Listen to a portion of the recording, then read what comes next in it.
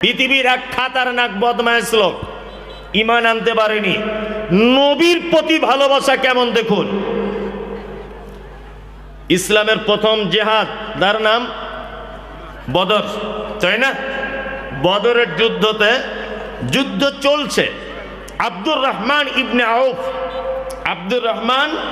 ইবনে আউফ একজন সাহাবী এক জায়গাতে বসে যুদ্ধের তলোয়ার নিয়ে, সরঞ্জাম নিয়ে উনি মনে মনে ফোন দিয়ে আসছেন যে কোন দিক দিয়ে মুশরিকদেরকে আঘাত করলে সুবিধা হবে, এটা মনে মনে ভাবছেন। আব্দুর রহমান ইবনে আউফ বলছেন যে আমি এটা ভাবছি, হঠাৎ করে দেখছি আমার এক সাইডে দুটি বাচ্চা ছেলে তারা ঘুর করছে। তা আব্দুর রহমান ইবনে আউফ বলছেন, এই তোমাদের নাম কি? একজনা বলছেন আমার নাম মুআজ, একজনের নাম মাওয়াজ। দুইজন ছেলে এই জায়গাটা দাঁড়িয়ে আছে। তা আব্দুর রহমান ইবনে আউফ বলছেন যে দুজনায় মুসলিম বাচ্চা, আমি বুঝতে পারলাম। তা আমি আনমনে অবস্থাতে চিন্তা ভাবনা করছি কি করে মুশরিকদেরকে মারা যায়। তার ভিতরে একটা ছেলে আমাকে এসে বলছে, চাচা আবু জেহেলকে চিনো? আবু জেহেল লোকটা কোথায়? আবু জেহেল? তখন আব্দুর রহমান ইবনে আউফ বলছেন, আল্লাহ রসুলের সাহাবী, এই তুমি বাচ্চা ছেলে আবু জেহেলকে খোঁজ করছো কেন? তখন বাচ্চা ছেলেটি বলছেন, চাচা ওকে যদি একবার দেখতে পাই তাহলে তলোয়ার দিয়ে কেটে টুকরো টুকরো করে দিব, কারণ ও আমাদের নবী মুহাম্মদ সাল্লাল্লাহু আলাইহি ওয়াসাল্লামকে গালাগালি করে, নবীজিকে মারধর করে, নবীজিকে অত্যাচার করে। আমি একজন বাচ্চা, তবুও চাচা আমি নবীকে এত ভালোবাসি, আপনি শুধু একবার আমাকে দেখিয়ে দেন আবু জেহেল লোকটাকে, তার গর্দান কেটে আজকে টুকরো টুকরো করে দিব। বাচ্চা ছেলেটা বলছে। আব্দুর রহমান ইবনে আউফ চুপচাপ মেরে রয়েছেন। নবীর প্রতি যে কত ভালোবাসা, আব্দুর রহমান বিন আউফ বলছেন আমি অবাক হয়ে গেলাম। তারপরে আর একটা বাচ্চা এসে বলছেন, চাচা আবু জাহেলকে চিনো? বলছে হ্যাঁ চিনি। কেন? বলছে ও এত বড় বদমাইশ, আমাদের নবী মুহাম্মদ সাল্লাল্লাহু আলাইহি ওয়াসাল্লামকে মারে, গালাগালি করে, উটের ভুঁড়ি পিঠের উপরে চাপিয়ে দেয়। এই রকম বদমাইশ পৃথিবীতে থাকবে আর আমরা পৃথিবীতে বেঁচে থাকবে, এটা হতে পারে না। আপনি একবার শুধু দেখিয়ে দেন তার গর্দান কেটে টুকরো করে দিব। এই দেখুন বাচ্চা ছেলে। আব্দুর রহমান ইবনে আউফ বলছেন, ওই দেখো দূরে ঘোড়ার পিঠে চেপে আসছে, ওর নাম আবু জাহেল। আব্দুর রহমান ইবনে আউফ বলছেন, আমি যখন আবু জাহেলকে দূর থেকে দেখিয়ে দিলাম, দুটি বাচ্চাকে দেখলাম খাপ থেকে তলোয়ার বার করে এত দ্রুত গতিতে ছুটছে আবু জাহেলের দিকে। ছুটতে তারা দুজন, সে তো ঘোড়ার পিঠে আছে, বাচ্চা ছেলে তাকে তো লগাল পাচ্ছে না, কি করে মারবে। একজন বাচ্চা ছেলে হাদিসের বর্ণনা অনুযায়ী বলছেন যে আমি ঘোড়ার পায়ে আঘাত করলাম, ঘোড়া পড়ে গেল। যখনই পড়ে গেল আমরা দুইজন বাচ্চা আবু জেহেলের উপরে তলোয়ার নিয়ে ঝাঁপিয়ে পড়লাম।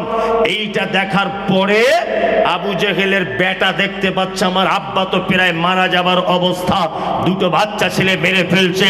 আবু জেহেলের বেটা এসে এই মুআজ বলে বাচ্চা ছেলেটাকে হাতে তলোয়ার মারলো, তার একটা হাত কেটে ঝুলছে, সম্পূর্ণ কেটে যায়নি। বাচ্চা ছেলেটা হাদিসের বর্ণনা অনুযায়ী নিজের পায়ের তলায় হাতটাকে রেখে টেনে ছিঁড়ে দিলেন। ছিঁড়ে দেওয়ার পরে বলছেন, এক হাত দিয়ে এত গতিতে তলোয়ার চালাতে লাগলাম যে আবু জাহেলকে মেরে টুকরো টুকরো করে দিলাম। আমরা দুই ভাই, এর নাম হচ্ছে আশিকে রাসূল, এর নাম হচ্ছে মুহাব্বতে রাসূল। সারা ভারতবর্ষ জুড়ে নবীর বিরুদ্ধে যখন বই লেখা হয়, সারা ভারতবর্ষ জুড়ে নবীর বিপক্ষে যখন কথা বলা হয়, সারা ভারতবর্ষ জুড়ে, ভারত পাকিস্তান বাংলাদেশ জুড়ে যখন আম্মাজান খাদিজা আল্লাহর নবীর ব্যাপারে, আম্মাজান আয়েশা বিশ্ব নবীর ব্যাপারে যখন কটূক্তি করা হয়, তখন তোমাকে খুঁজে পাওয়া যায় না। আর তুমি 4-5 হাত পাগড়ি মাথায় বেঁধে আশিকে রসুল দেখাতে এসেছ। তুমি আশিকে রসুল নয়, তুমি হচ্ছে আশিকে শয়তান। আশিকে শয়তান তুমি। বিশ্বনবীর সুন্নতকে কবর দিয়ে, বিশ্বনবীর দেখানো রাস্তাকে বাদ দিয়ে, বিশ্বনবীর চলার পদ্ধতিকে বাদ দিয়ে যারা পীর ফকির হুজুর মাযহাব নিয়ে যারা ব্যস্ত, এরা আশিকে রাসূল নয়, এরা হচ্ছে আশিকে শয়তান।